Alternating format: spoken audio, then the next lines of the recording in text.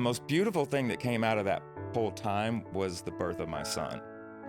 I was 30 years old, and my little boy, who's now 16 and 6'2", my son saved my life in a lot of ways. Saved me from my vanity, made me understand that it was no longer about me, really gave me a true definition of what like pure love really is. Because I remember the moment he was born, I was like, I'm no good to him if I'm dead. One of the things that we like to talk about on this show is life transitions. You know, for me, I've written in my book, Harder to Breathe, that I love how you've placed it next to your Grammy. Oh, that was completely unintentional. That's a baller move, by the way. Everyone take notes. Like, embrace that. Be proud of that. This setup right here.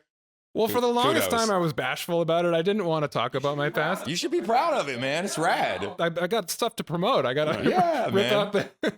Anyway, so a lot of my journey has been how hard the transition was from everything that came before the success of Maroon 5 to that moment in time when things blew up, and how wonderful and challenging that was for me. And then the transition of leaving the band and having to understand that my identity that I had built up as the drummer of Maroon 5 was gone.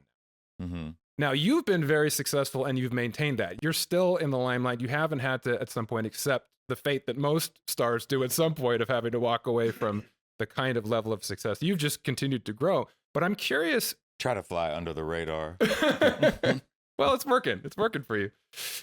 There was a moment in your life, I feel, from third-party sort of perspective looking at it, when things changed for you guys. Correct me if I'm wrong, but it was on album 3. You guys were already having success, but then this was the record you worked with Rob Cavallo on. Yeah. You had a big lineup change. Brilliant producer. Old friend of mine. Love the guy. I'm going to try to get him on the show too. He'd be fantastic. He would. He has a wealth of knowledge and has worked with some of the most extraordinary songwriters and musicians on the planet. But yeah, anyway, like what you were saying, Rob's Rob's been another episode of the Rob Cavallo podcast where we just talk about Rob. Yeah. But the third album Rob. Yeah, so you had this moment where you were positioned to sort of go to another level. Mm-hmm. You seems like you worked with the right guy at the right time. 100%. You brought in some new players into the band. Yep. And then things really blew up. You had Second Chance, which was the biggest hit you'd had at that point. Yep. And just going back and watching all the videos again, it seems like everything really jumped up. And I wonder what life looked like for you. Did things jump up personally as well as professionally? Was it the most wonderful thing that happened ever in your life? Were there challenges that came with that? And how did you deal with those things? I think more than anything, real quick, over to Rob for a second. Rob was like, I hear these first 2 records. There's something in here. I just don't think you've tapped into it. Mm-hmm. We need to tap into it. Mm-hmm.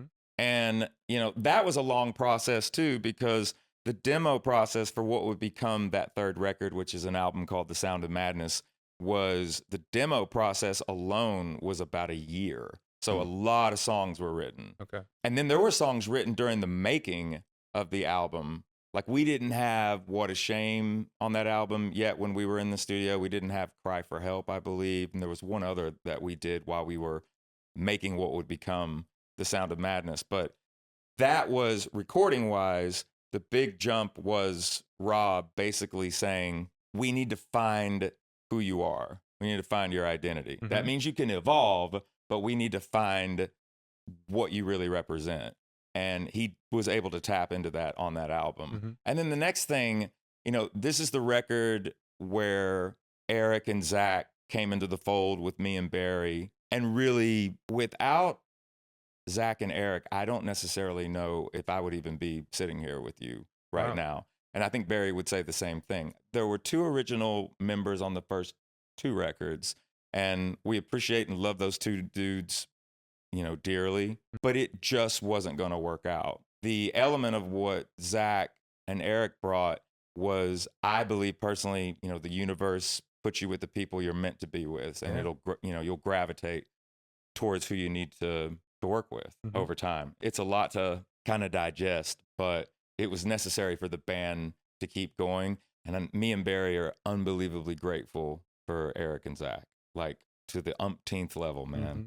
That all changing at that point in time, people noticing that there were 2 different guys in the band, what that was going to do. But, what I do remember about that more so than not, like when we started the touring process and it was all of a sudden, it looked different, it sounded different, but we went head first into it. Like there wasn't a moment in time where the four of us weren't like, no, man, we all want to be here. Let's go. But that album cycle, Sound of Madness, was, I hope I'm not mistaken on this, it was a 37-month touring cycle. God. Yeah, so 37 months, over 400 and something shows, on one album cycle. We were thrust into the very first time doing international. We had really just kind of been in the United States and some of Canada. That album took us to Australia for the first time. It took us to South America. It took us to Asia. It was really, really extraordinary. And the other side of that too was, that's interesting when I look back at that, I was also in the worst shape of my life physically during that album. I was 70 pounds heavier than I am now. And I was still heavily kind of immersed. I have a substance abuse past. So I was still, dealing with alcoholism. I was dealing with drug addiction. At the time, my cocktail was basically, Oxycontin and cocaine and, whatever was thin enough to drink, basically, that had alcohol in it. If I go back and I look at it, for all the wonderful things that were happening, I was really lost. At that time, I wasn't drinking or doing drugs to have a good time. I was like doing it just to get to the next day. Sure. And everything just kind of felt like a haze. The other thing too was like, I didn't shower for like weeks. Really? I would just not shower. Like, I'll give you an example. We played Far, Texas on the album release. There was this big kind of like hoedown country bar. But then we finished the last like month of touring that album. We played some of the biggest festivals in North America. And I remember we did a tour called Anything and Everything, where we basically just did an acoustic show and talked about the songs and where they came from and all these different things. So the arc of that entire 37 months was pretty wild overall. And then after that, it was like, what do you do next? Everybody was like, how are you going to make Sound of Madness Part 2? Right. And my biggest thing was like, I don't want to make Sound of Madness Part 2. The most beautiful thing that came out of that whole time was the birth of my son. Oh. I was 30 years old, and my little boy, who's now 16 and 6'2", my son saved my life in a lot of ways. Saved me from my vanity, made me understand that it was no longer about me, really gave me a true definition of what like pure love really is. Because I remember the moment he was born, I was like, I'm no good to him if I'm dead. Yeah. So that kind of started my journey in regards to how do I actually get like sober for real, and not where, I have a drink here and there, or, every once in a while I'm all or nothing. There's a lot of people usually that are kind of built like that, where there's not really a middle ground. You have to it's either this way or it's this way. Those are called addicts. Yeah. You can't, it's all or nothing. Yeah, basically. Yeah. The one thing that was constant through my entire 46 years of being on this planet has always been music.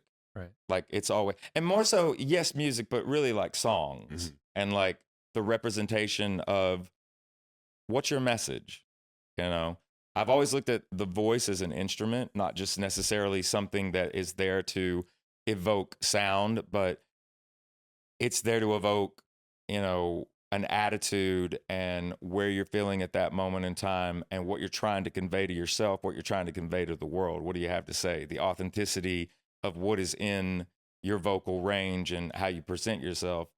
I think that for me, the voice sometimes, because I can't plug it up, and your body is your temple. That was another thing. Being the type of singer that I am, I also realized with age, there's no way I can sustain this. Like drinking and doing drugs and staying out, like your voice won't last. You're going to burn out. And the other thing too is if you're pummeling your body with all of these chemicals, your vocal cords are muscles, and you only get two of them. That's all they can't replace them. Right. I look back, I don't know, maybe 15 years ago, what I looked like then and what I look like now. But at the end of the day, I'm a work in progress, because we're all a work in progress. But that was another element too, like in regards to the substance abuse and what have you. What I noticed was as soon as I got healthy and I started working out, learning how to eat right, not drinking anymore, not doing drugs anymore, all of a sudden my head cleared up. Like I could think a lot more like strategically. I had a lot more of, I guess you would say, I was reintroduced to my senses. Because everything had been like, it was haywire. Like the circuitry and everything with the drugs and the alcohol and the not good life choices. It was just getting pulled out of the circuit. So like when I started to get clean and I started to lose the weight and I started to feel better, all of a sudden that stuff was getting put back in, and it was a lot more fluid, and it was a lot more, it wasn't as hard to comprehend or process my thoughts or what I wanted to do. And then all of a sudden I just noticed that I had a lot more energy and also had a lot more ideas, and I could find the rational side of things and start to actually become more of a leader with all these people around me that depend on me to know what to do. Sure. I'm a problem solver more than anything, and being out on the road, and when you're in a studio, you're surrounded by a lot of different people, and there can be a lot of people that have gusto and they know how to take charge, but everybody has to have a captain. When you're on a ship and, you're out to sea, at a certain point in time, somebody's got to be able to know what to do and lead and make sure that everybody is doing what they need to do in their world and what their subject matter is or whatever their department is. Somebody has to be able to put all of that together with them and make it all make sense so that everybody can work together.